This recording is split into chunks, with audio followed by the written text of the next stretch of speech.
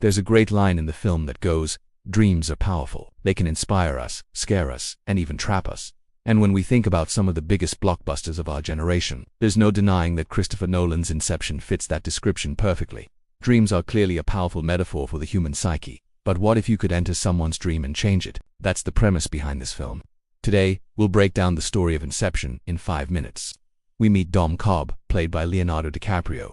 Cobb isn't your average thief. Instead of robbing banks or jewels, he steals secrets.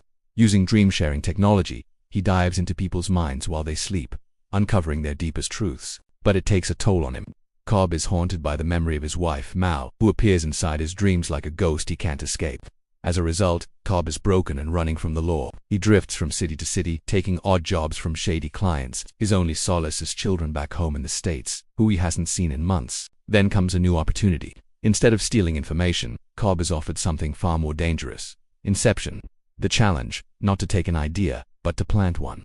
If he succeeds, his criminal record will be cleared and he'll finally return home to his children. But Inception isn't easy. It requires going deeper into dreams than anyone has ever gone before. In fact, it's never been done at all. So to pull off the job, Cobb assembles a crew.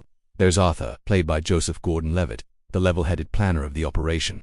Then Ariadne, played by Ellen Page, a brilliant young architect who designs the dreams. Eames, played by Tom Hardy, a master forger who can change his appearance at will, even in dreams. Yusuf, played by Dilip Rowe, the chemist who brews powerful sedatives to keep the dreamers asleep for hours on end. And finally, Saito, played by Ken Watanabe, the mysterious client who wants the job done. Saito has a score to settle with his business rival, Robert Fisher, the cold and calculating CEO. Saito wants Fisher to break up his father's company, and he believes Fisher's subconscious is the key, so the team dives in. They enter Fisher's mind and begin construction on the Inception idea. But it won't be so easy. Dreams aren't like the real world. In fact, they're far more complex. To reach Fisher's deepest thoughts, they have to go 3 levels deep. In one layer, they construct a rainy city under attack. In another, a luxury hotel with twisting gravity. And in the third, a snowy fortress under siege. Each level is connected by time.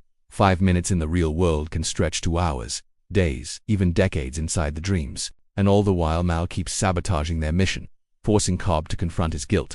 Eventually, the plan collapses and Cobb and Ariadne are forced into the deepest level of the mind. It's called limbo, a place where dreamers can be lost forever. And in this limbo, Cobb finally breaks.